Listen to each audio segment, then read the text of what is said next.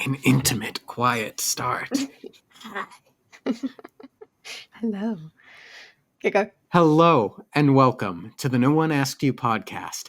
For this particular series, I'm joined by my wonderful co-host, ThatDarnKitteh. Kitty and I are both going into this story completely new with almost no knowledge of the story or world. Each segment, we intend to cover what happens in each chapter and discuss our experience along the way. This is Mistborn Abridged, a blind read-through, and today we will be covering Chapter 7. I got Well lame there. done. But there we go, I did it. My voice broke. But you made it through in the end, and that's Yeah. what matters. It's not how you start, it's how you finish, or something like that. Yeah, recency effect. There we go. So we've got a really wonderful epigraph this chapter, which we've got some new names. Yes! And Take us through it. Take us through it? All right, let's get right into it. Rashek is a tall man. Of course, most of these terracemen are tall. He's young to receive so much respect from the other packmen. He has charisma, and the women of court would probably describe him as handsome, in a rugged sort of way. Yet it amazes me that anyone would give heed to a man who speaks such hatred. He has never seen Clenium, yet he curses the city. He does not know me, yet I can already see the anger and hostility in his eyes. Okay. Okay, continue with your. Sorry, I did interrupt you. So, what else were you gonna say? What else were your thoughts on this? Oh, they're already gone. All my thoughts are gone about 3 seconds after I don't say them. That's my fault. No! Well, names. Okay, so Yes. 2 names. Rashek and Clenium. One is a person, one is a city. Yes. Now, I initially assumed that Clenium is Epigraph Man's home city, the place that he is from. Is that fair? Yeah, exactly. And because he is associated with it so deeply. And also, Epigraph Man is some sort of noble. The ladies of court. He knows about the ladies of court. So I'm really more of the opinion that this is the Lord Ruler before whatever occurred, before he became the Lord Ruler. And we're seeing him. That's what I'm feeling. I'm feeling pretty confident about that as well. Hot take, what if the Lord Ruler is a good guy? And we just think he's bad because we're mostly getting Kelsier's POV on the matter. I don't know if he'll be a good guy. I would be very surprised if he turned out good. What I would expect. I mean, he started off good. It's hard to imagine calling someone who has allowed the slavery of the Ska to be classified as good. Yeah. Something happened. Yeah. But like, if he's at the very least, if he was successful in preventing the deepening or whatever, the deepness, then he had at the very least did a good. Yeah. A tremendous good. And there is this aspect when they do talk about the Lord Ruler's theology or whatever it is, that there was lack of faith by people, and that's why the Ska became Ska. I think there's a lot of murkiness and withholding of facts or twisting of facts by the Lord Ruler to make things seem a certain way. So there is still truth to be found out. How this came about, how Epigraph Man turned into the evil Lord Ruler who we're going to kill. Yes. So then we've got Rashek, who is clearly a Terrace Pac-Man. Waka waka waka waka waka waka. I get it. I didn't get it as soon as you said it. You had to do a couple waka wakas before I was like, huh? But he doesn't.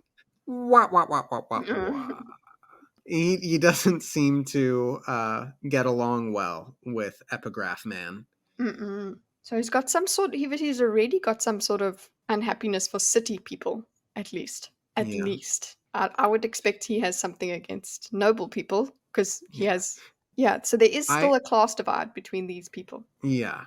Now, I will say I don't feel as if, outside of the map, I don't feel as if we've gotten a really strong sense of how far away Terrace is, or where any of these locations are. We now know that the pits of Hathsin are relatively close to Luthadel. We know that Terrace was in the north, presumably Clenium is in the south. And then I'm paying attention to the linguistics in the name. We've got Tougier, we've got Jadou, which are clearly French, but I'm not getting French from Reshek or Clenium. So I'm just trying to Mm, reconcile in my mind where everything is, and it's not as clear as I would like. I'm not getting a tremendously specific sense of scale yeah. to all of these. But that does get us into the chapter, Hmm. and a quick follow-up from last week's criticism, which was that I had mentioned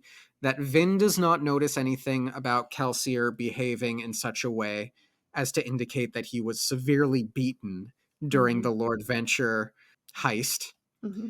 And we had opened ourselves up to the possibility that it would be mentioned later. And we do start off this chapter, chapter 7, with a Kelsier POV. And he does not, there are no lines in his POV that mention feeling sore or bruised or achy.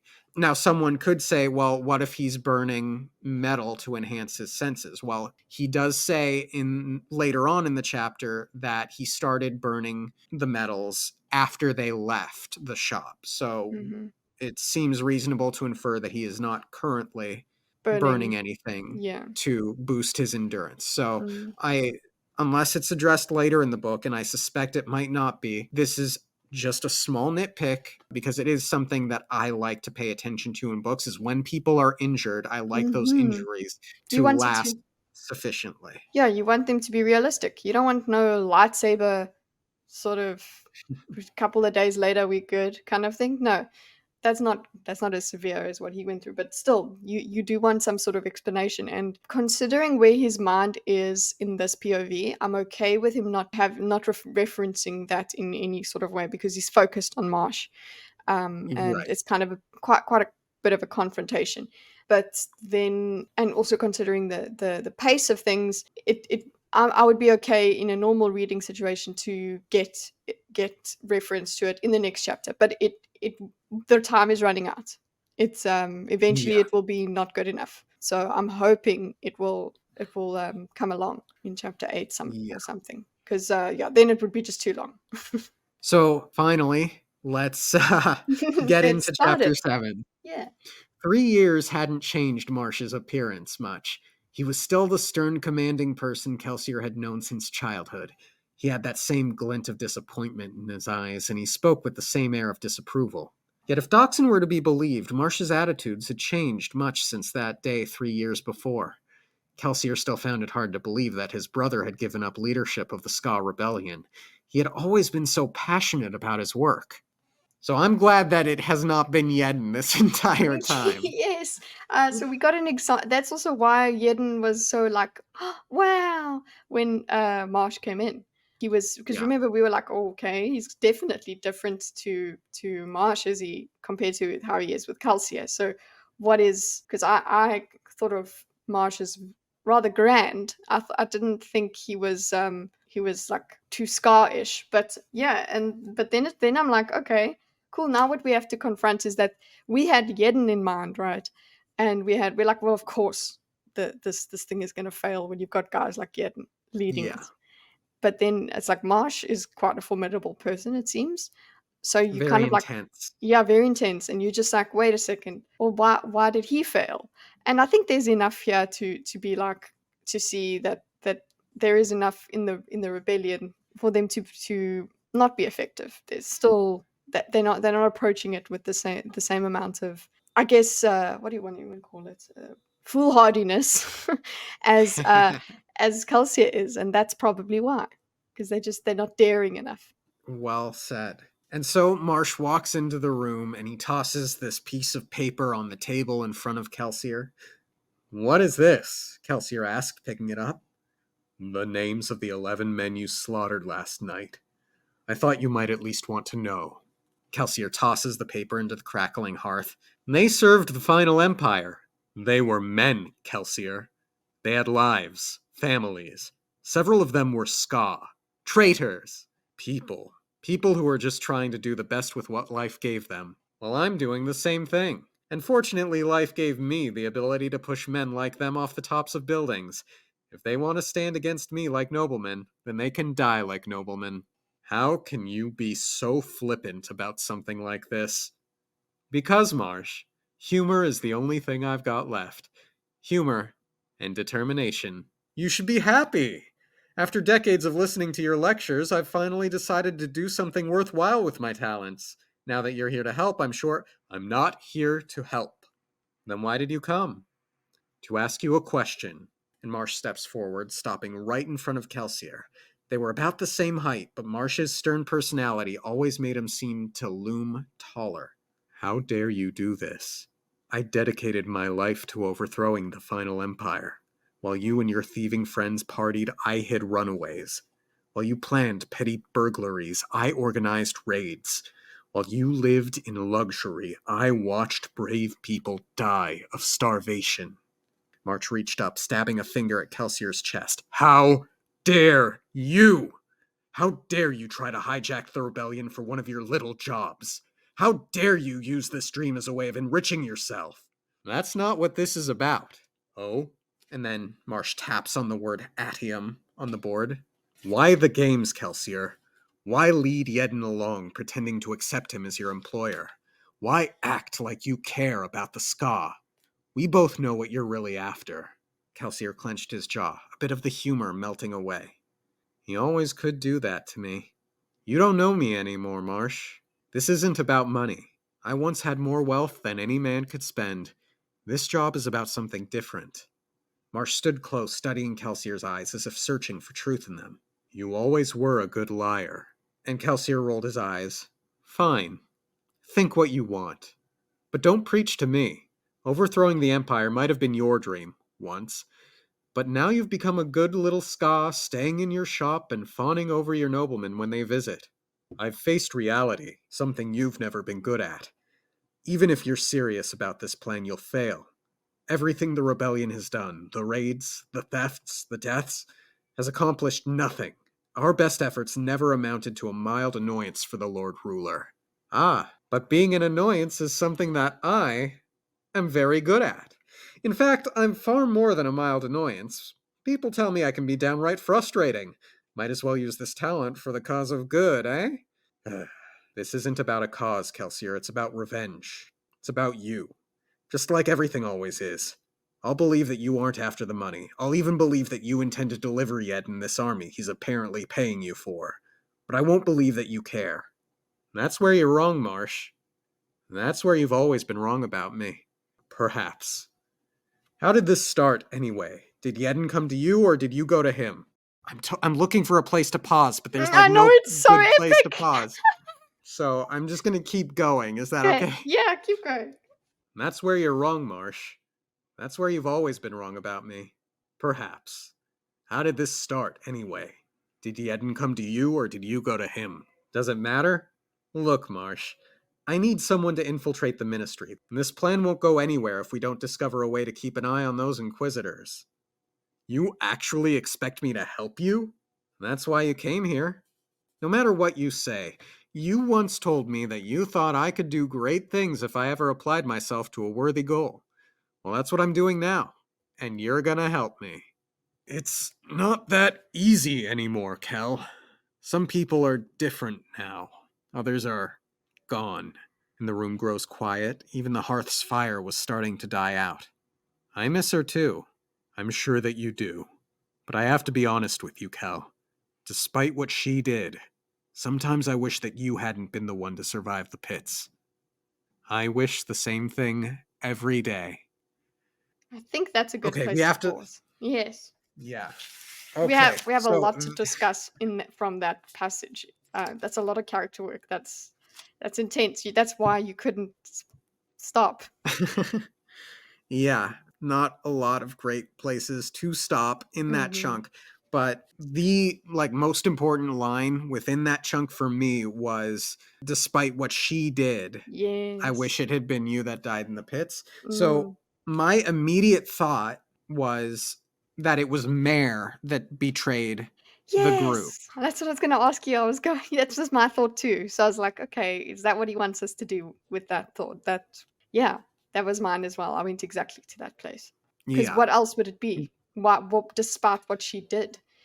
It could be if we wanted to try to not jump on that assumption, which I did anyway. But then I went back and thought about it again, and I was like, okay, it could be that what she did was she was a thief, and he didn't like thieves, I suppose. But for me, it just rung a lot more in terms of despite what she did.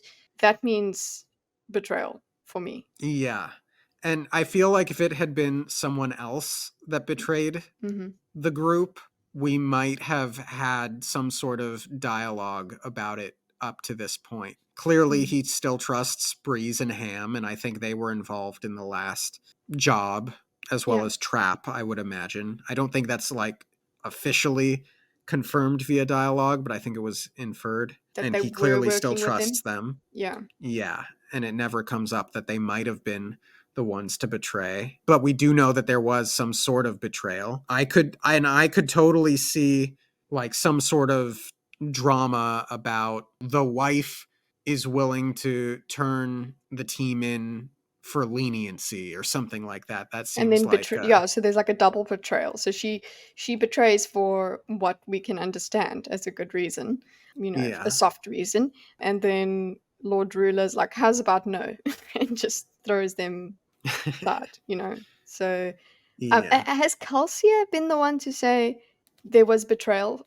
Not that I'm No, I aware of. think it was one of Kammen's crew members Yes, talking like to Vin, I think. yeah, that was the rumor. So from the outside, it would look like just normal betrayal, but there might be more motivations. Like both of us, I don't know. Did you think her motivations? Because you were talking about leniency. Do you think her motivations were in the right place or forgivable in this like? Yeah, I mean, Yeah.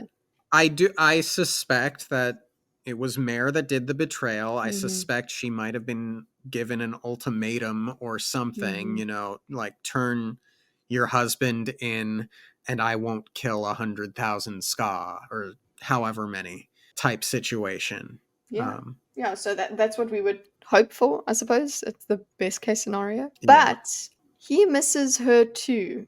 So both of them miss her, So which is so it's a much thing. so Yeah. so much so that he wishes she had survived the pits rather Yes. than Kelsier, which Hmm. wow, Yeah. that's a lot And considering they're brothers. yeah, I mean that just despite what she did, it doesn't make sense that it really that's a really weak. I made the weak interpretation on purpose. That's a really weak thing of despite being a thief because he was part of it clearly, so he wouldn't have had this moral high ground or whatever. But clearly from the fallout of this, he's left the Scar Rebellion and all of that. He's not working with that at all. So I don't know if he was involved in the job itself, but he was somehow part of the crew. He still helped them. Anyway, point is, I This don't is know a if he cares for me in a certain way, and that could be a contentious thing between the brothers. yeah, the love triangle type Mm-hmm. situations possible. I get the sense that Kelsier's always been the charismatic free one, whereas Marsh has always been the responsible one, and Mm-hmm. it could make sense that Mare would go with the yeah, I don't know. You didn't get that. You didn't go I go to that place. You were just like, nah, he cares about her a lot. yeah, Mm-hmm. yeah. Okay. There was clearly like just it's a very close knit group. It's a family. Mm-hmm. Yeah. So you And don't need the romance thing for that. I'm wondering if there is one. That's all. gotcha. Mm-hmm. Yeah, I don't know. It's easy to imagine, certainly, at this point without further information, but I don't know either way. I would also say this. Go Mhm. on. You would also say? I was going to change the topic, so Okay, no, you no, no, go on. because I was actually going. I wanted us to stick with this because there's still such heavy development here. Because we've got Marsh. He was the leader of the Scar Rebellion, but the Scar Rebellion, like I said, they have been failing. So, and now it's like just think about his feelings, right? That he was part of the Scar Rebellion, and Calcia didn't help before, but now Calcia is now back. and he's now going like doing They've something. switched Yeah, they've switched sides, sort of. and it's kind Not of like, entirely, but sort yeah, of. yeah, but it's kind of like, it's like, well, now you care, or now you're trying. So he's going through this kind of like, because he wants this dream. He does. Refers to it as this dream, and he's kind of put out by this, like, oh, well, now you're helping me. You didn't sacrifice. You were not sacrificing the way I was sacrificing before. So he's got a lot of emotions around what Kelsey is doing, and then Kelsey does skirt around it and just, no, no, no, I'm different now, which makes sense. He's gone through a huge trauma, so they're both very different. They both don't know each other as they were before, so they need to figure out where they are now. And one more note that I Yes. wanted to do, because it was a long passage, but just something about Kelsey, because you were saying, Well, I wanted to say something about Kelsier in the passage as well, so okay, please go continue. ahead. No, no, no. I want you to Okay. get all your thoughts out Okay, well, first. with Calcia, what the biggest thing that I noticed was he took the paper and did not read it, obviously, and he Hmm. threw it straight into the fire. And for me, that was an indication he Cast did. it into the fire. Exactly, but Go he on. doesn't. He doesn't want to. He doesn't want to go there morally. He wants Yes. to. It's not that he really truly believes these things. He does. He has made peace with the fact that he's going to kill people. That he's going to kill Scar, and he's like, Yeah. that's it. They're collateral. He's made that in his mind, but that doesn't mean he's comfortable with it. So he throws that in the fire, Right. and Marsh is trying to come to him with this, and that made me think as well of the Kelsier goes rogue as well kind of thing. It's That Marsh is also one of his moral anchors. Yeah. So this is very much in line with what I had been wanting to bring up. Woohoo! Um, in many ways, I think this passage is Kelsier both at his most vengeful, but also at his most pitiful. Mm-hmm. I put oof. Um, I wrote oof next to something where he goes, like, the joke was, unfortunately, life gave me the ability to push men like them off the tops of buildings. If they want to go to stand against me like noblemen, then they can die like noblemen. I wrote oof next to that because I was like, jeez, yeah. Calcia, god damn. Yeah, I haven't spoken about D&D alignment in a while, but he's not good, I think, anymore. Neutral, at least, is suiting him better.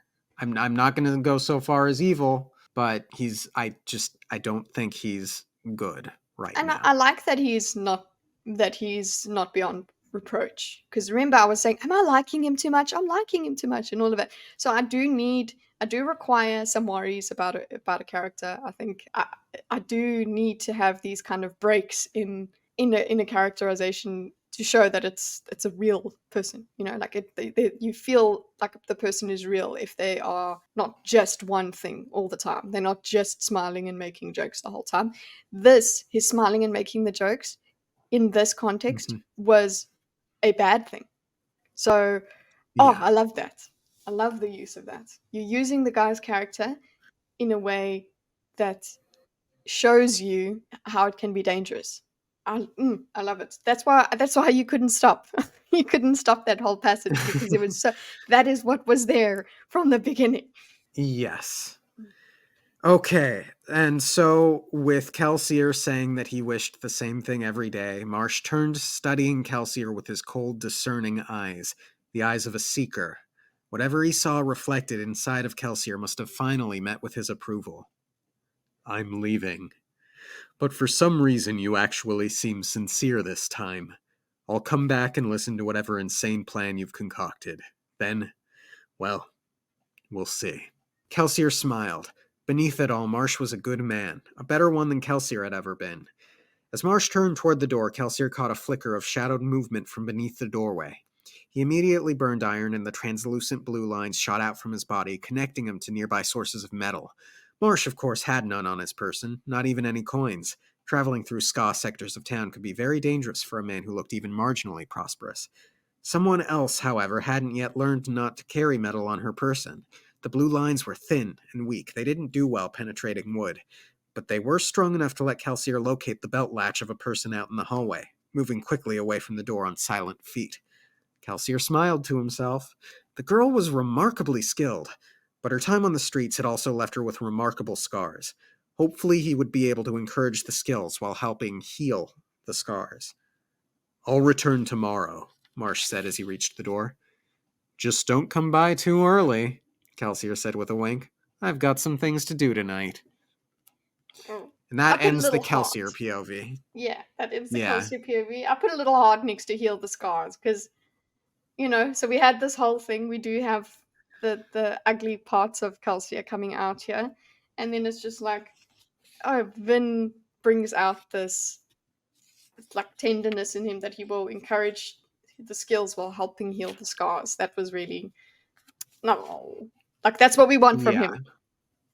And he's Yes, got this scars of is his good, own. Kelsier. Yes, that's good Kelsey, Yeah. and it's straight after this intense interaction. So it was it was a good feeling to just go from intensity to this kind of like, oh, but there's hope over here. Oh, it was very good.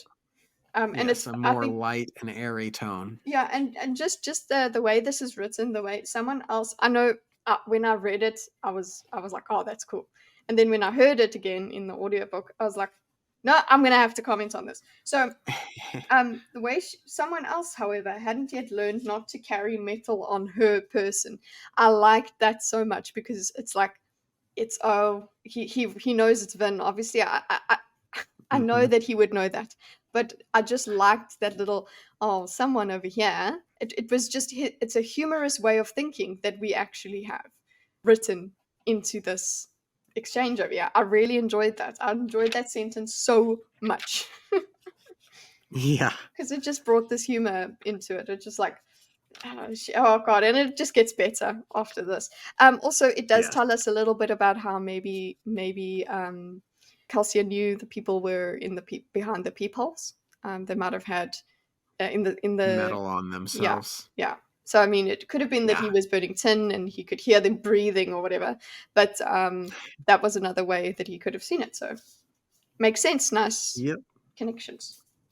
And so we get Vin's POV, which is the start of some real master apprentice stuff. We get So some good cool. lessons. Such cool stuff. Yep. We even ended on a cliffhanger, too. Oh, Literally. had to wait a week. Okay, let's go. Vin waited quietly in her darkened room, listening to footsteps clomp down the stairs to the ground floor. She crouched beside her door, trying to determine if both sets had continued down the steps or not. The hallway fell silent, and eventually she breathed a quiet sigh of relief. A knock sounded on the door, inches from her head. Her start of surprise nearly knocked her to the ground, He's good. she thought. She quickly ruffled her hair and rubbed her eyes, trying to make it appear as if she had been sleeping. She untucked her shirt and waited until the knock came again before pulling open the door. So I chuckled at that. Yeah, I mean, I like, love. not just reading it, but Yeah, I properly laughed when then I'm like, it oh was, girl. yeah, that was very funny. And the best part is he was probably still burning his medals, and he could probably see that she was right down there. Yeah, exactly. I love that she thought he was gone and she got a fright. So it was just it's funny. It would have been funnier, like not funnier. It would have still been funny, with the fact that she's wondering if he was there, and then oh he's there, and then she opens the door. But the fact that then she tries to act like oh no I'm smart, I'm gonna just act like I was sleeping and like yeah honey. So good. And I like that he lounged. And the knock came inches from where she was sitting. Like maybe he would know exactly where she is. So that actually does make sense that he would go and knock right down where she is because she's crouching, isn't she? Oh god, so Yep. funny. I love. I just love the contrast that Brandon Sanderson has been able to accomplish with Vin. Mhm. She is so damaged and bruised and all that stuff, but she's also really funny. Yeah, she is. It is. It's such a. He's not making fun of her fear and whatever. It's not that there's no malice in this, but it is. It's like because she has this deep fear, and what it's actually leading to is quite a lot of just comical moments, and she's being brought Yeah. out, and they're endearing the way that Kelsia is actually she's endearing herself to Kelsia without even trying because he's noticing why she does all of these things and he's rather amused by her. So yeah, Yeah. he lounges against the door frame. Kelsier lounged against the doorframe, backlit by the hallway's single lantern. The tall man raised an eyebrow at her disheveled state. Yes. Vin asked, trying to sound drowsy. Oh, let me try it. Say So, yes. Let me try it again. Let me go. Yes. so what do you think of Marsh? I don't know. I didn't see much of him before he kicked us out. You're not going to admit that I caught you, are you? Vin almost smiled back. Reen's training came to her rescue. The man who wants you to trust him is the one you must fear the most. Her brother's voice almost seemed to whisper in her head. It had grown stronger since she'd met Kelsier, as if her instincts were on edge. Tuck in that shirt and follow me. Where are we going? To begin your training. Now? Certainly. It's a perfect night for a stroll. Vin straightens her clothing, joining him in the hallway. If he actually planned to begin teaching her, then she wasn't going to complain no matter what the hour. They walked down the steps to the first floor. The workroom was dark, furniture projects lying half-finished in the gloom. But the kitchen was bright with light. Just a minute, Kelsier said, walking toward the kitchen. Vin lingered within the shadows of the workroom, letting Kelsier enter the kitchen without her. But she was still close enough to see inside. Dachshund Breezenham sat with clubs and his apprentices around a wide table. Wine and ale were present, though in small amounts, and the men were munching on a simple evening snack of puffed barley cakes and battered vegetables. Laughter trickled out into the workroom, not raucous laughter such as had often sounded from Kammen's table. This was something softer, something indicative of genuine mirth, of good-natured enjoyment. With Vin exiled to the quiet, solemn workroom, she watched from the darkness and wasn't completely able to suppress her longing. We're going to take a moment there. I thought Mm. that was an absolutely lovely passage. Yes. This is not the power-hungry Vin arc. This is the I want family Vin arc. Mm-hmm. I just want genuine mirth. And she actually longs for it. I'm so happy that she noticed that she did. Like Mm-hmm. she had to deal with that. She had to hold it back, meaning that she noticed it. And she wasn't even sure why she didn't want to go into the room, as if there was this barrier. And that is exactly, it's such a metaphor for her. Like I wrote that, I was like, wow, come on. It's just there is this warmth that this crew is has. And it's not that they are waiting for her to prove her worth and then they'll let her be part of the warmth. No, she is the only thing that's holding her back from it. And it just, Yeah. yeah, it makes sense that somebody so traumatized would be scared of something like, you don't want goodness because you don't that's going to lead to pain. And she's just had Reen's words in her head that she mustn't trust Calcia, and she has all of that voice. That voice is much louder actually for her because of this Calcia thing and because of all this Yeah. warmth around her. It's really great passage, I agree. Yeah. And there's something, again, very cinematic about the way Brandon Mm-hmm. Sanderson describes everything. It's a soft, gentle moment. It's like Luke looking up at the sky. Really well done. Mm-hmm. Kelsier returned a moment later, carrying his pack in a small cloth bundle. Vin regarded the bundle with curiosity, and he handed it to her with a smile. A present. The cloth was slick and soft in Vin's fingers, and she quickly realized what it was.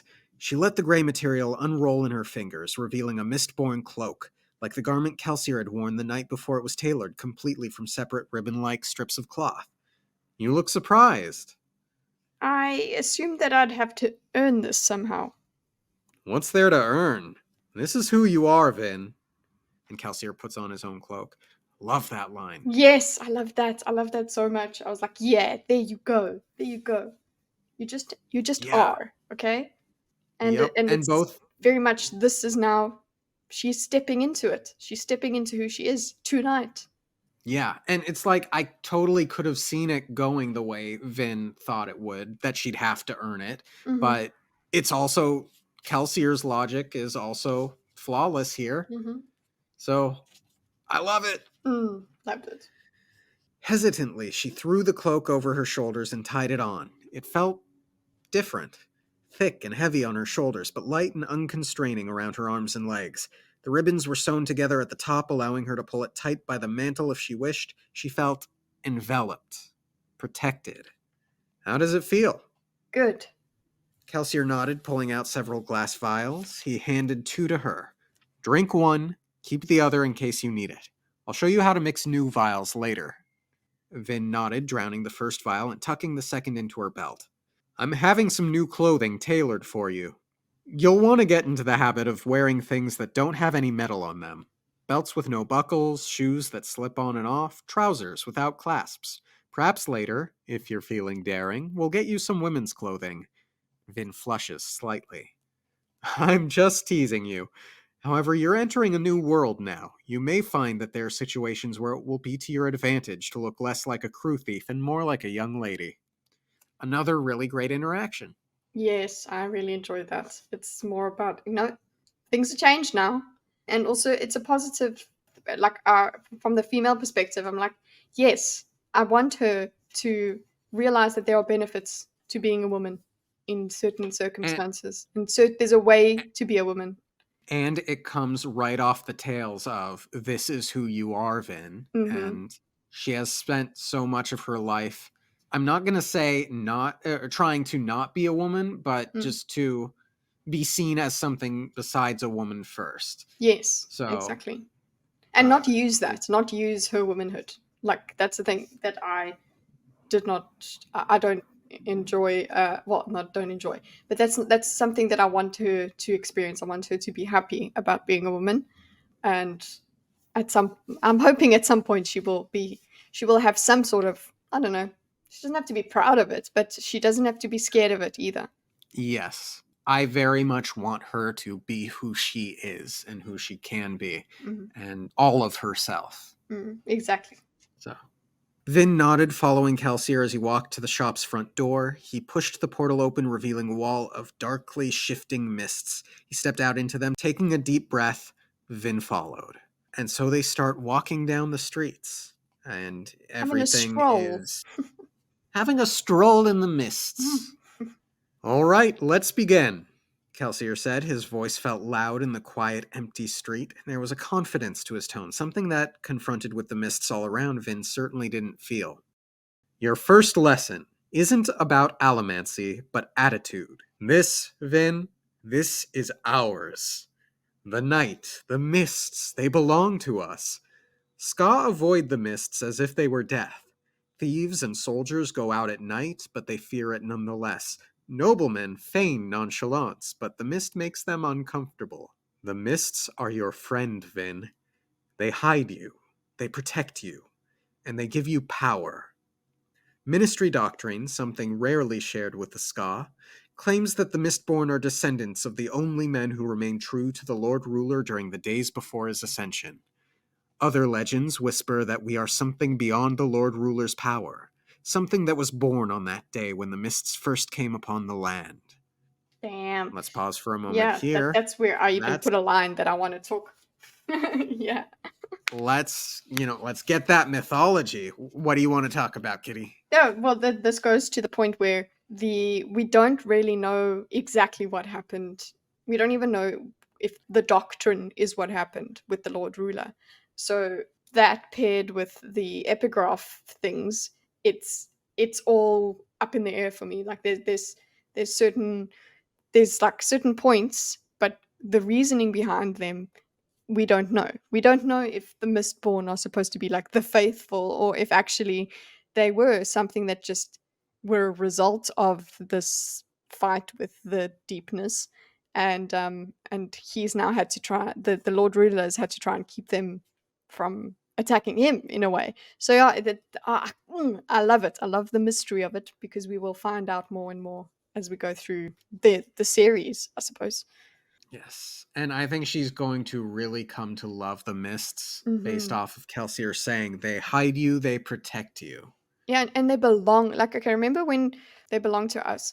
Remember when we were looking at Vin's possessions in the little box, and she doesn't have belongings really. She's always been in small spaces. She's always been. She even was uncomfortable with the size of her room that she's in at the at Clubs' shop. Now she's got the Mhm. whole ass night. This is hers. Yep. Like this is freedom like you can't imagine. Yeah, more free than any other Ska, and to a Yeah, degree, some of the noblemen yeah. will ever have. Yeah, so I can't wait for her to realize that she's. I mean, it would that would excite her, I suppose, as well, because Yep. she wants that freed. She wants to be like the ashes, floating in the air. Buildings filled with sleeping ska loomed on either side of the street, and yet the dark shutters and quiet air made Finn feel as if she and Kelsier were alone. Alone in the most densely populated, overcrowded city in all of the final empire. Shouldn't we be worried about soldiers? Even if we were careless enough to be spotted, no Imperial patrol would dare bother us Mistborn. They'd see our cloaks and pretend not to see us. Remember, nearly all Mistborn are members of the Great Houses, and the rest are from lesser Luthadel houses. Either way, they're very important individuals. So the guards just ignore the Mistborn. It's bad etiquette to acknowledge that the skulking rooftop figure you see is actually a quite distinguished and proper High Lord, or even High Lady. Mistborn are so rare that houses can't afford to apply gender prejudices to them. So, this is a world where there are gender prejudices, I suppose. But in the Mistborn Uh, world, as in being a Mistborn, it doesn't matter. Another degree of freedom for Vin. Yeah. Anyway, most Mistborn live two lives. The life of the court-going aristocrat and the life of the sneaking, spying allomancer. Mistborn identities are closely guarded house secrets. Rumors regarding who is Mistborn are always a focus of high noble gossip. Kelsier continues to walk down the streets with Vin following, still nervous. She doesn't know where Kelsier's taking her, if he's taking her anywhere. All right, let's get you used to the basic metals. Can you feel your metal reserves? And Vin focuses and finds that she can distinguish 8 sources of power within her, each one far larger than her 2 had been on the day when Kelsier had tested her. She'd been reticent to use her luck much since then. She was coming to realize that she'd been using a weapon she'd never really understood, a weapon that had accidentally drawn the attention of a Steel Inquisitor. I like that line.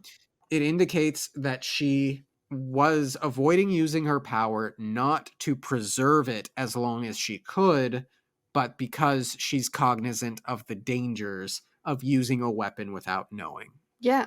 I So like that that's she's now starting to see, okay, it's a weapon. And there are yeah, dangers to it. I like that she had that there has been an effect of smart. this whole Mistborn thing. She's like, oh wait, I'm an Allomancer. This would have a big effect on you. Think you're thinking. Before it really was just this thing she did to survive. Now it's like, okay, you are jacked. You got a weapon.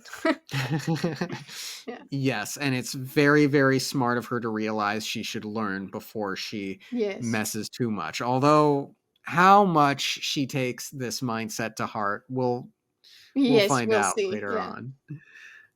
Begin burning them one at a time. Burning. And that's what we call it when you activate an allomantic ability. You burn the metal associated with that power. You'll see what I mean. Start with the metals you don't know about yet. We'll work on soothing and raging emotions some other time. And she reaches in. Only one way to find Uh, out.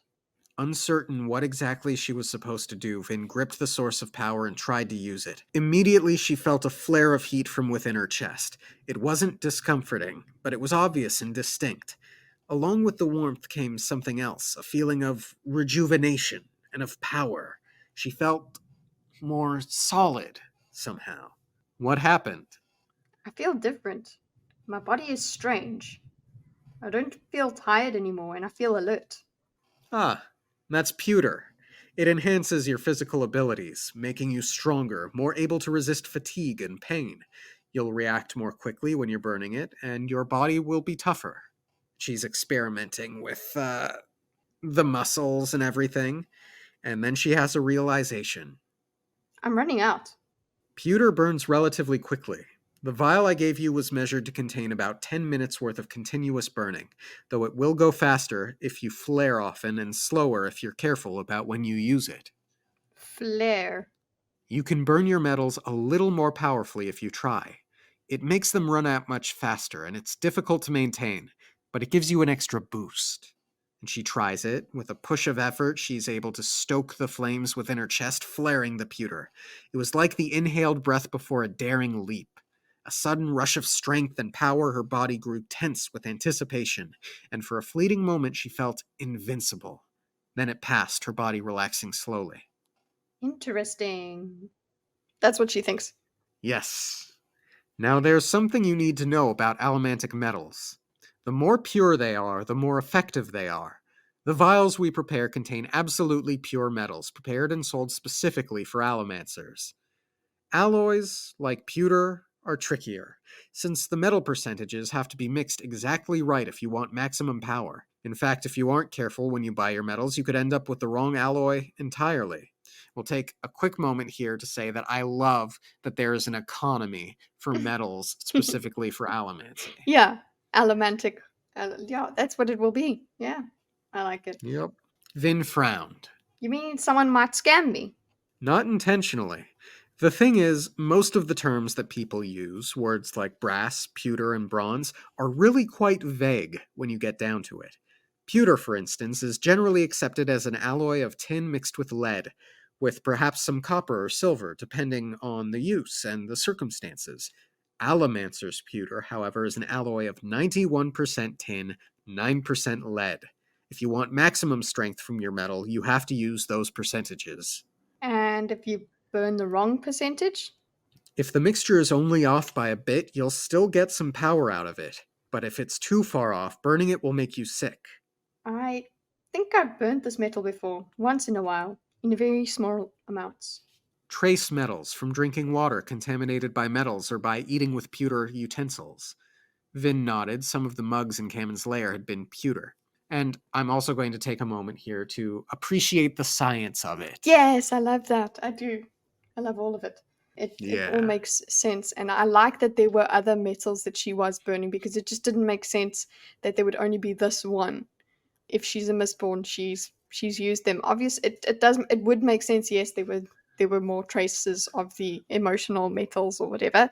But I like that she can recognize there's a certain familiarity. She's burned certain things without knowing it before. So that does, like, maybe she was burning tiny little bits of it, like when she was getting a beating or something, you know? So, Yep. yeah. Help survive. Mm, Damn you, Kammen. mm. All right, extinguish the pewter and let's move on to another metal. Vin did as asked. The withdrawal of power left her feeling weak, tired, and exposed. Now, you should be able to notice a kind of pairing between your reserves of metal. Like the two emotion metals. Precisely. Find the metal linked to pewter. I see it. There are two metals for every power. One pushes, one pulls. The second is usually an alloy of the first. For emotions, the external mental powers, you pull with zinc and push with brass. You just used pewter to push your body. That's one of the internal physical powers. Like Ham, he burns pewter. Mistings who can burn pewter are called thugs. A crude term, I suppose, but they tend to be rather crude people. Our dear Hammond is something of an exception to the rule. So what does the other internal physical metal do? Try it and see. Vin did so eagerly, and the world suddenly became brighter around her. Or, well, that wasn't quite right. She could see better and she could see farther, but the mists were still there. They were simply more translucent. The ambient light around her seemed brighter somehow. There were other changes. She could feel her clothing. She realized that she'd always been able to feel it, but she usually ignored it. Now it felt closer. She could sense the textures and was acutely aware of the places where the cloth was tight on her. She was hungry, and that too she had been ignoring, yet now her hunger seemed far more pressing. Her skin felt wetter, and she could smell the crisp air mixed with scents of dirt, soot, and refuse. Tin enhances your senses. His voice suddenly seeming quite loud. And it's one of the slowest burning metals. The tin in that vial is enough to keep you going for hours. Most Mistborn leave their tin on whenever they're out in the mists. I've had mine on since we left the shop. The wealth of sensations was nearly overwhelming. She could hear creaks and scuffles in the darkness, and they made her want to jump in alarm, certain that someone was sneaking up behind her. This is going to take some getting used to. Okay, so yeah, what I wrote here was just good pairing. It's good to keep her. She is already hyper aware because of the trauma in her life, and she's positioning herself in rooms in order to get out. She's a very scared person, so having enhanced senses should have some sort of effect on her that looks like this. So I was very happy with this. Yes. Have you ever read Flowers for Algernon? No. You haven't? Mm-mm. Interesting. So I'm going to give you a slight glimpse into young Dorcas's psyche. It's Mm-hmm. required reading here in Murica, Yeah. and the story is more or less about a mentally challenged individual who undergoes a medical experiment, essentially, and it's supposed to dramatically increase his IQ. Hmm. I'm trying to avoid Spoil. potentially offensive language. Words. Okay. Yes. Um, yes. So Charlie basically becomes a genius over the course of the story. So he starts off in a mentally challenged state and becomes incredibly smart. But by spoiler alert, the Mm-hmm. end of the story, it turns out that I forget the specific details. Either the medicine is killing him or it's just not permanent and it's becoming less and less effective. And by the end, he has to sort of live with this knowledge that he's not going to be a self-sufficient person anymore. It's and that always sort of freaked me out as a child, as a young high school child. I'm old enough to say that high schoolers are children. Yeah, yeah. Um, Yes. Yeah. Sorry. so Sorry, but you are. so um, so reading about these powers that enhance your senses.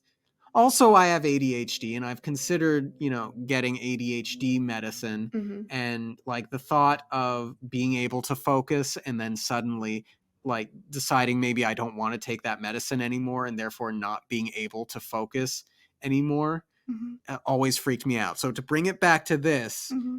could these burning allomantic powers be like unto a drug?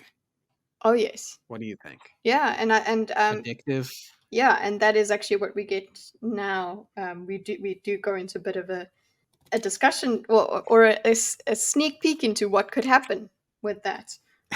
Yes. Hmm. Leave it burning. You'll want to accustom yourself to the enhanced senses. But don't flare it all the time. Not only would you run out of it very quickly, but perpetually flaring metals does strange things to people. Strange. Metals, especially tin and pewter, stretch your body. Flaring the metals only pushes this stretching further. Stretch it too far, too long, and things start to break. There you go. So yeah, I want to. She nods. She continues. I have more questions, but okay. She's just like, okay, well, I guess just don't do it. Let's go to the next lesson, which is fine. But Um, but yeah. what are your questions, Kitty? My questions is, what do you mean by break? Do you mean like a psychotic break? What? Literally tell me exactly what happens. I need to know exactly.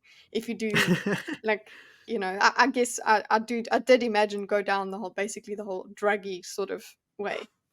That's basically what I thought of.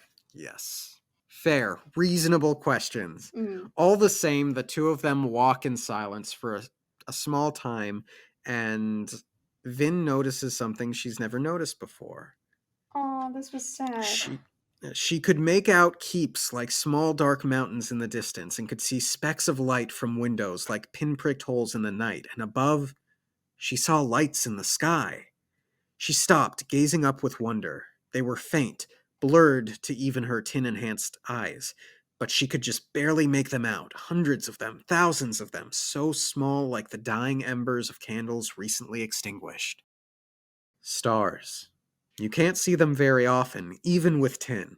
It must be a particularly clear night. People used to be able to look up and see them every night.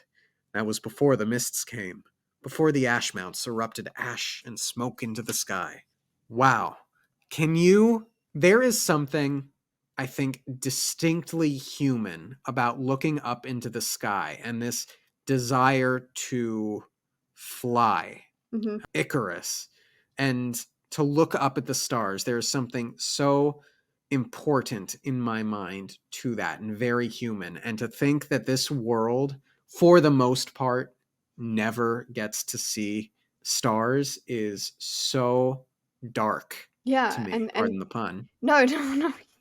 But it's true because also, look, a lot of people in the cities hardly see stars because of the other lights. But this is people aren't seeing stars because there's so much darkness. That's crazy. I was really sad. I was like, oh gosh, that's really bad. Yeah.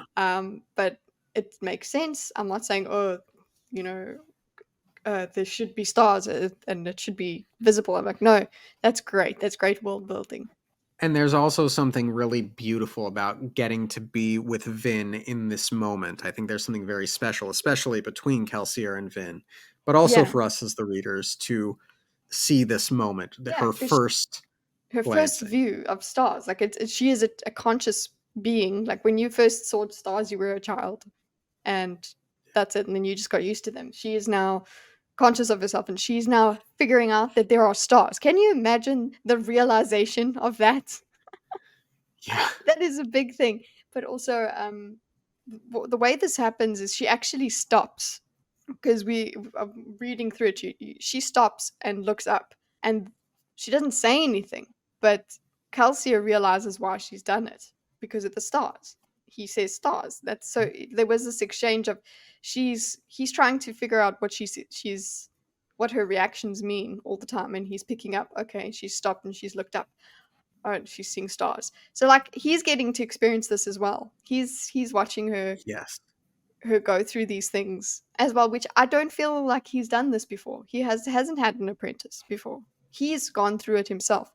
But now he's teaching someone and seeing them experience things themselves. It's quite cool. Yeah. And so Vin asks, How do you know? the Lord Ruler has tried quite hard to crush memories of those days, but still some remain. Great, And he thanks. turns, not really having answered her question, Yeah, I and was he gonna say continues to thanks. walk. Yeah, so helpful.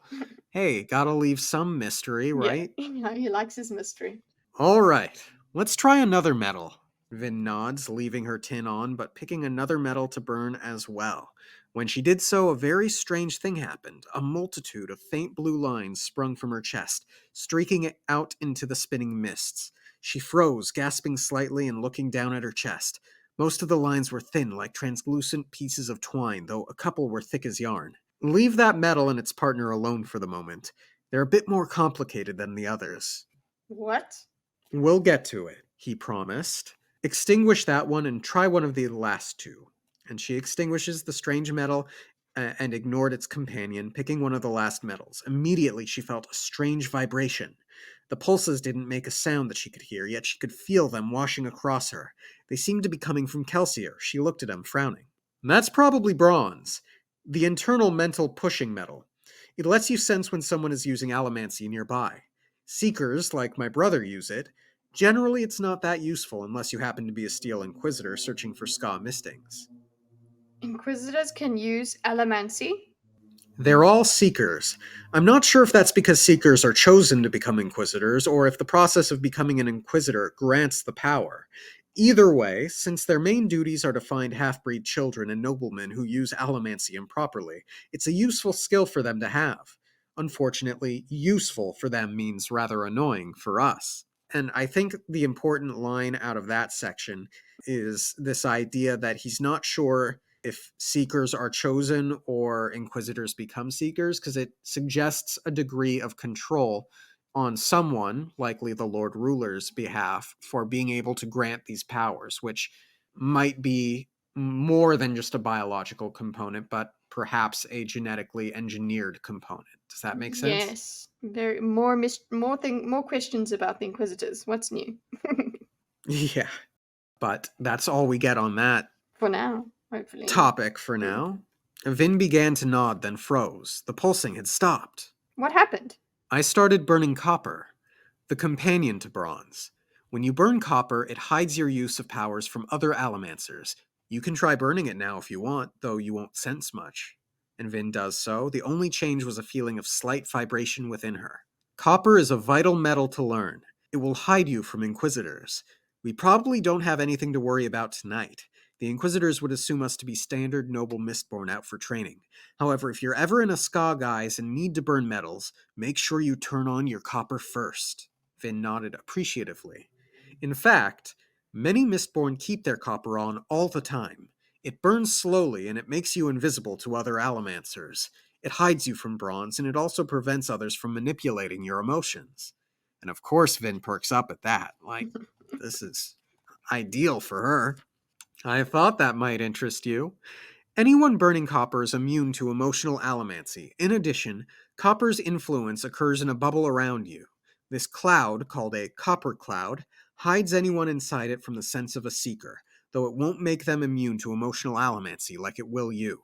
Such cool magic. I like this. This is a hard magic system. Woohoo! I like how it all Yes, and he works. Thank you for explaining. I'm liking the yes, learning. and he's delivering the exposition in such an interesting way. I don't Hmm. feel like I'm reading a textbook by Yeah, any means. yeah, exactly.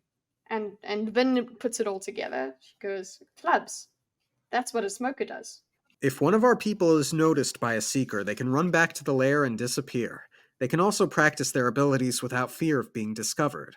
Allomantic pulses coming from a shop in a ska sector of town would be a quick giveaway to a passing inquisitor.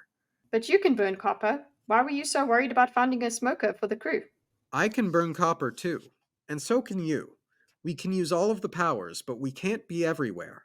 A successful crew leader needs to know how to divide labor, especially on a job as big as this one. Standard practice has a copper cloud going at all times in the lair.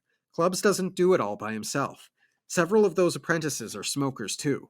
When you hire a man like Clubs, it's understood that he'll provide you with a base of operations and a team of smokers competent enough to keep you hidden at all times. Vin nodded. She was more interested in Copper's ability to protect her emotions. She would need to locate enough of it to keep it burning all the time. And they continue to walk, and Vin's mind begins to wander. Something didn't feel right to her. Why was Kelsier telling her all of these things? It seemed like he was giving away his secrets too easily. Except one. The metal with the blue lines. He hasn't gone back to it yet. Perhaps that was the thing he was going to keep from her, the power he would hold in reserve to maintain control over her. It must be strong, the most powerful of the eight. So, And so we get back to yeah, Vin, the paranoia. yeah, right. I wrote sigh because I was like, okay, I get like again, like I say, just because I get frustrated with this does not mean it's not good. Okay, this Yeah. is completely natural. It's just like, oh god, of course that's how she's going to think about it when actually he's just doing it because you're going to kill yourself if you mess with that too quickly. Okay, that's it. It's Yep. actually about your safety, honey, sweetie baby. But she, of course, she's going to think of it in that way. It's like, And oh, but he's she trying to hold it over me. He's going to have control over me.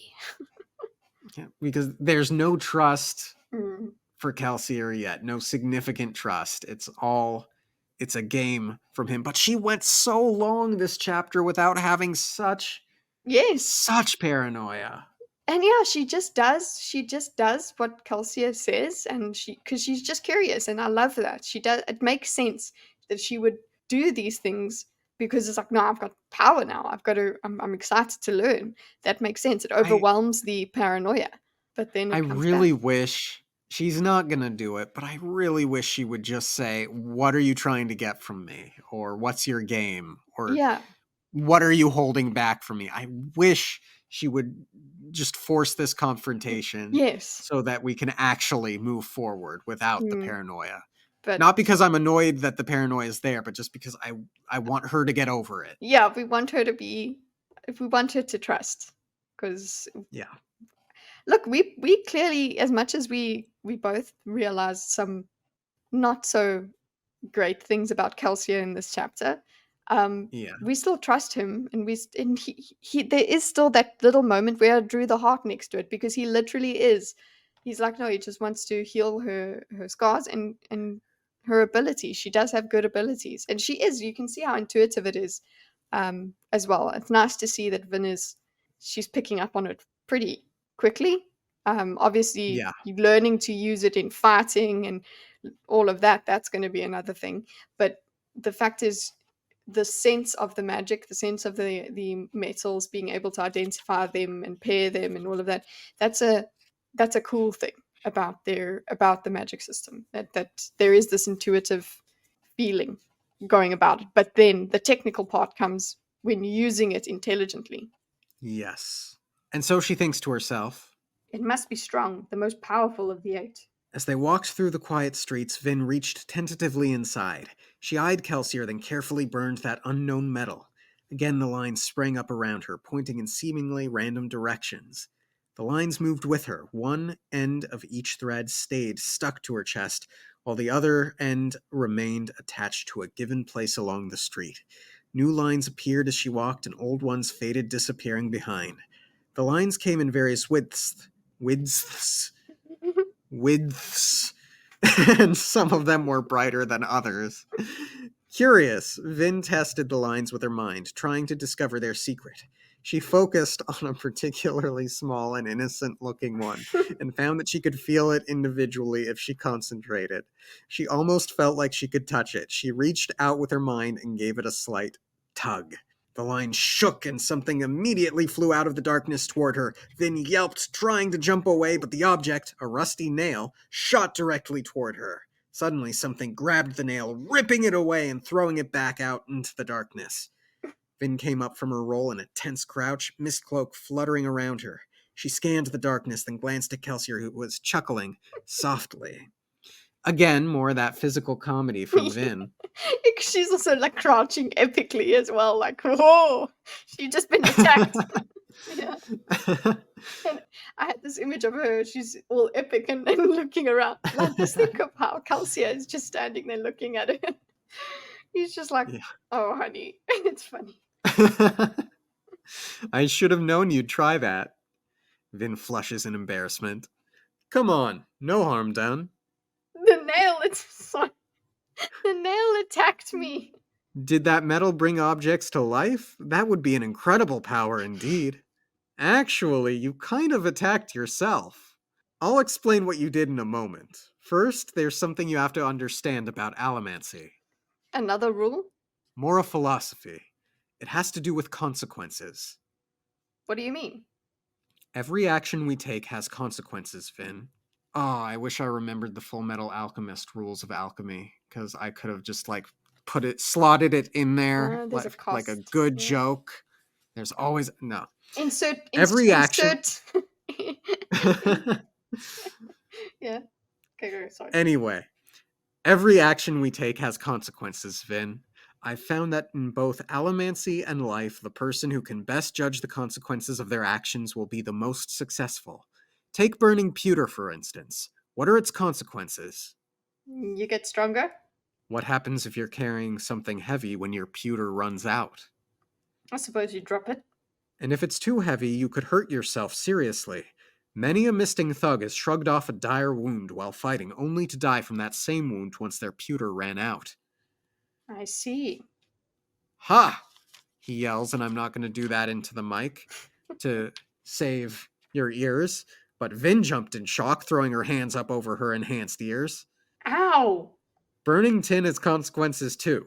If someone produces a sudden light or sound, you can be blinded or stunned. But what does that have to do with those last 2 metals? Iron and steel give you the ability to manipulate other metals around you. With iron, you can pull a metal source toward yourself. With steel, you can push one away. Ah, here we are. Kelsier stopped, looking up ahead. Through the mist, Vin could see the massive city wall looming above them. What are we doing here? We're going to practice iron pulling and steel pushing. But first, some basics. He pulled something out of his belt, a clip, the smallest denomination of coin. He held it up before her, standing to the side. Burn steel, the opposite of the metal you burned a few moments ago. Vin nods. Again, the blue lines sprang up around her, one of them pointing directly at the coin in Kelsier's hand. All right, push on it. Vin reached toward the proper thread and pushed slightly. The coin flipped out of Kelsier's fingers, traveling directly away from Vin. She continued to focus on it, pushing the coin through the air until it snapped against the wall of a nearby house. Vin was thrown violently backward in a sudden jerking motion. Kelsier caught her and kept her from falling to the ground. Vin stumbled and righted herself. Across the street, the coin, now released from her control, plinked to the ground. What happened? I don't know. I pushed on the coin and it flew away. When it hit the wall, I was pushed away. Why? I guess the coin couldn't go anywhere, so I had to be the one that moved. Consequences, Vin. You use your own weight when you steel push. If you're a lot heavier than your anchor, it will fly away from you like that coin did. However, if the object is heavier than you are, or if it runs into something, that is, you'll be pushed away. Iron pulling is similar. Either you'll be pulled toward the object, or it will be pulled toward you. If your weights are similar, then you'll both move. This is the great art of allomancy, Vin. I love that line. Mm-hmm. Knowing how much or how little you will move when you burn steel or iron will give you a major advantage over your opponents. You'll find that these two are the most versatile and useful of your abilities. So for me, I was like, okay.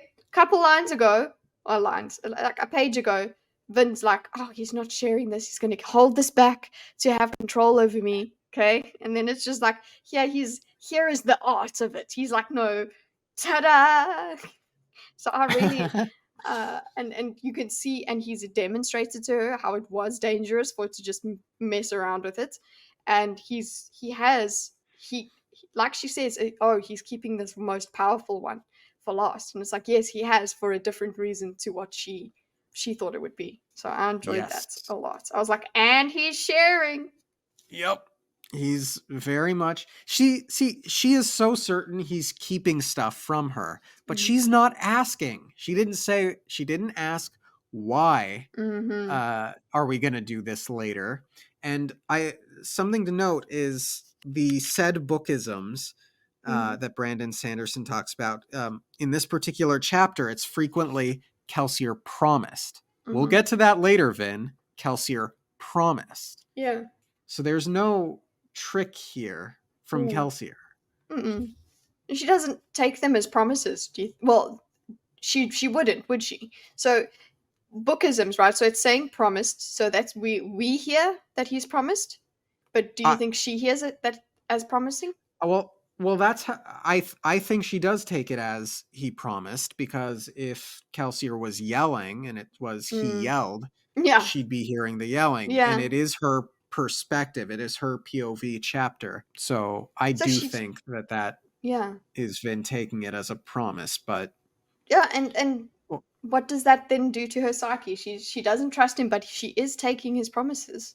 But she takes his or promises, but then she doesn't think that they're going to come when they're only going to be, doled out at a time that is, convenient for him to control her. yeah, So you can see it as a promise, but still have this crazy paranoia. yeah. Now remember, in both cases, the force of your push or pull is directly away from or toward you. You can't flip things around with your mind, controlling them to go wherever you want. That's not the way that allomancy works, because that's not the way the physical world works.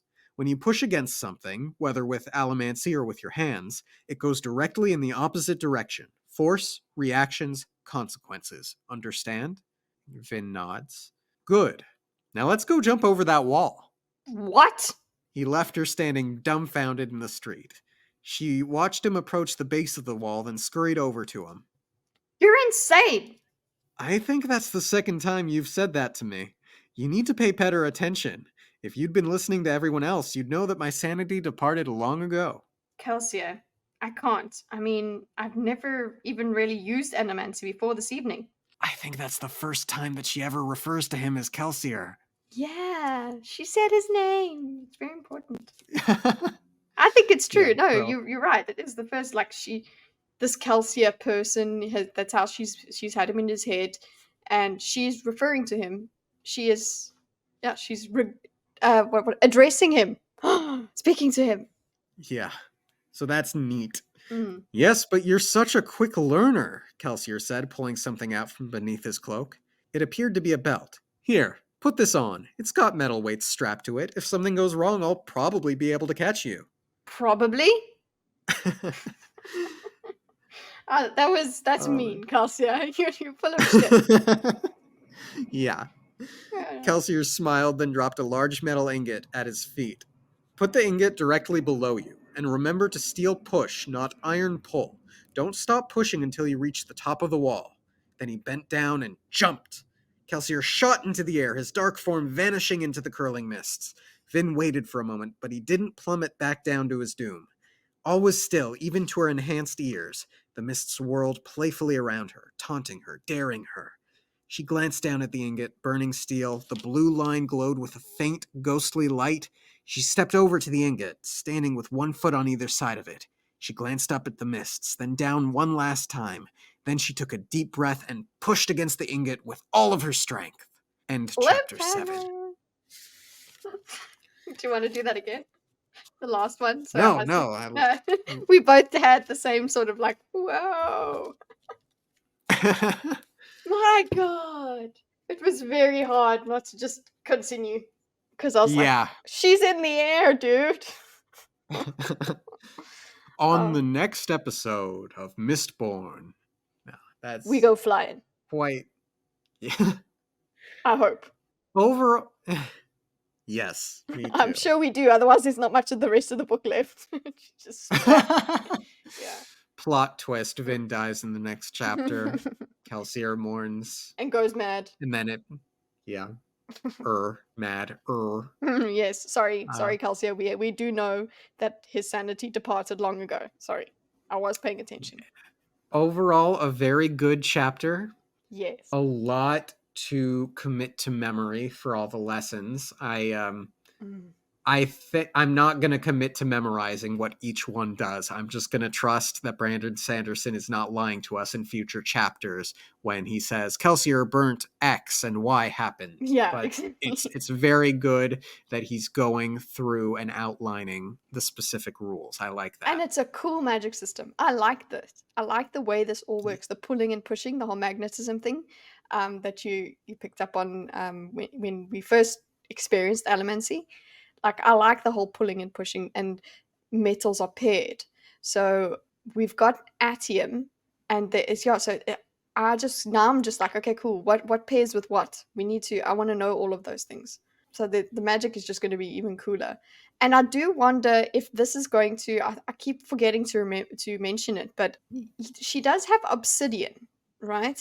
And I did look it up. There is metal in obsidian. I thought it was just glass. Cool. But there is some sort of metal. Dragon glass. Yes.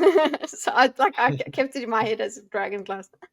But yeah, that maybe that rock is going to come in at some point that was left behind. I don't know. I just wonder. Yes, that would be neat. Yeah, look, it isn't an interesting object because it's from Reen. If it weren't important, it wouldn't be in the book. Yeah. Therefore, it is important. Yeah, exactly. So I'm like, will it come back as just the object with Reen, or will it have some elementic significance? That's what I was thinking. I just kept forgetting to mention that. But yeah, I love how we got so much character development in the beginning, questions and whatever about morality and some good letdown about Kelsier. Like, listen, Kelsier could just be selfish, but I think he does care. That's what I was going to ask you. Do you think Kelsier cares? And I think you would agree he does. Yes, very much so. Very deeply. He strikes me as a person who does care very deeply about things, and he plays it off as cool as he can, but it's there. Yeah, and he still does want revenge for personal reasons, but you can have these two desires at the same time. Yes. Yeah, I like it. Yeah, so we got the character. Sorry, we got the character development, juicy stuff, and then we got our magic system. We're learning the magic system, but we also got the character development along the way. The character work, it doesn't stop. You have the characters existing in the narrative. They are being themselves within the narrative, and I'm loving it. I really am loving the way he puts it all together. It doesn't turn into just action scene, nothing. You know? Yeah, 100%. Anything else? I don't know that I have too much more to say on the chapter specifically. Kitty, you haven't brought up Wheel of Time yet. Oh, that's true. Well, listen. This learning has gone much quicker. Like, I know she isn't now a master suddenly. We know that. But this sort of teaching is a lot quicker than Wheel of Time magic learning. There is a lot of feeling that goes on with doing the magic there, but it is the dangers of it are a lot worse, I would say, than just. Is Wheel of Time magic hard or soft? It's hard. So Cool. but you learn about its about its limits and about its dangers, and the people that are trained in it, it's very slowly because it is so dangerous. You can basically burn yourself out. So I do like that comparison. Actually, thank you for bringing it up because I wasn't I did think Yeah. about it when I first read it. I was like, okay, well, this is this pace of learning is good. I like it. It's okay. It's not like, oh well, you're making the magic too simple. It's like there's still so much that she has to learn to control. But this is a great introduction. And it's the basics. You have to learn what is underlying underlying all of these metals, what they all do, and then the practice comes in terms of applying it. So I guess what would be similar here is you basically it's very elemental magic in Wheel of Time. You would learn to identify flows.